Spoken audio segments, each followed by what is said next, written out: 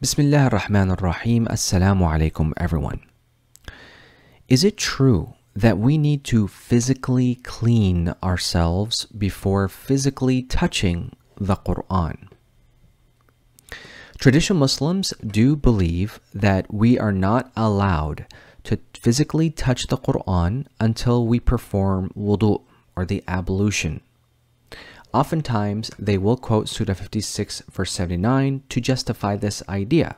This verse reads, لا يمسه إلا المطهرون. None can touch it except the purified. Okay, so they'll quote this verse and tell you, see, you must physically clean yourself before physically touching the Quran. But what is the problem with this idea? Well, let's find out.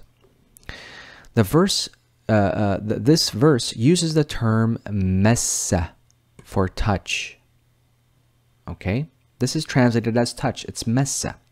But there's also another term that is closely related to this term, which is lamasa. Surah 6, verse 7. Lamasa. You see that?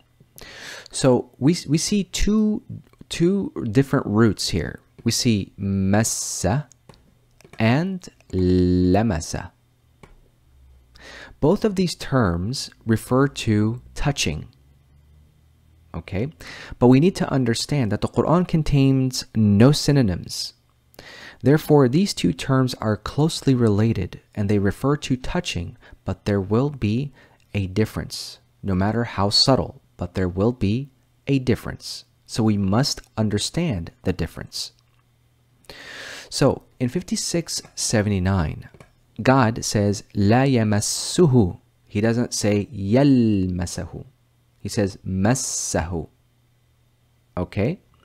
So let's find out what is the difference between lamasa and massa. Let's start with lamasa. Okay? Lamasa, Surah 6, verse 7, teaches us what is lamasa. Had we sent down upon you a book on paper, and they had lamasa it with their hands. So note here, it says lamasa with their hands. So this is so they're talking about a book that they are touching physically with their hands. That's lamasa with a lam. Let me give you another example. Surah 5, verse 6. It says, أَوْ لَامَسْتُمْ النِّسَاء.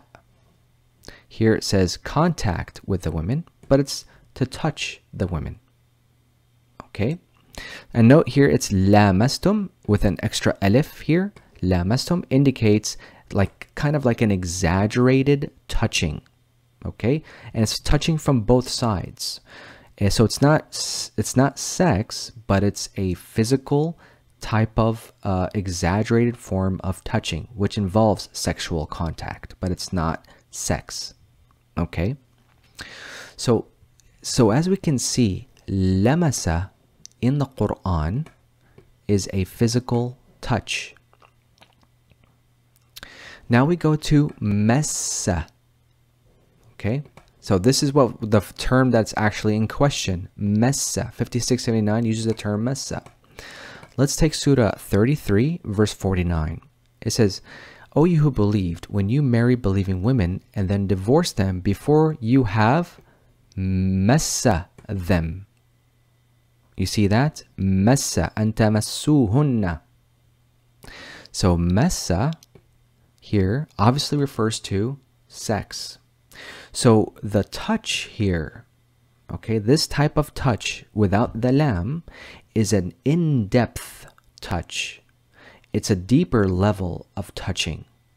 It's not just a physical touching, lamasa, where we touch a book, for example, or sexually touch women. Okay, this touching is more in-depth.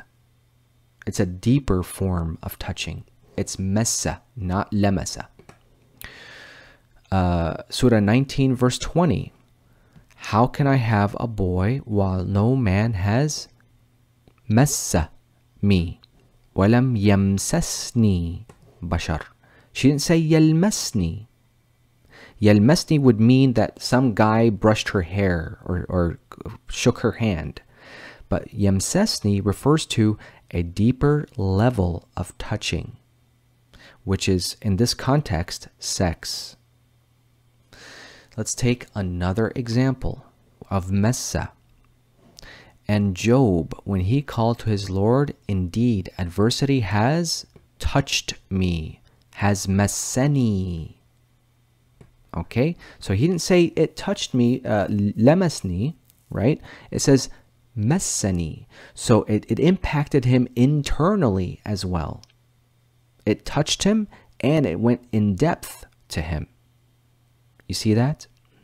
So as we can see, massa in the Quran refers to something that touches not only the surface but deep, deep within. It can refer to a physical touch that is in depth or a spiritual touch that is in depth. Whereas lamasa, as we have seen, is just a surface type of contact touch. So when we come to 5679, it says لا يمسه إلا المطهرون. Okay, لا يمسه. It doesn't say يلمسه, right?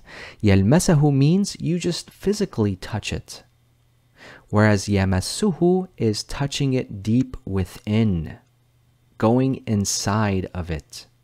So this type of touching isn't referring to a physical touch where you have to clean yourself. No, it refers to going in depth into the Quran. And God says only those who are purified are able to go in depth with it. So this has nothing to do with being physically clean. It has everything to do with a pure heart, a pure person being able to go in depth into the Quran.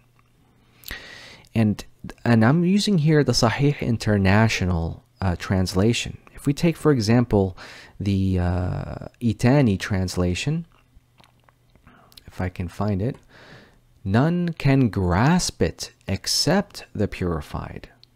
Okay, which gives it a better feel for what this verse is actually talking about. You see that?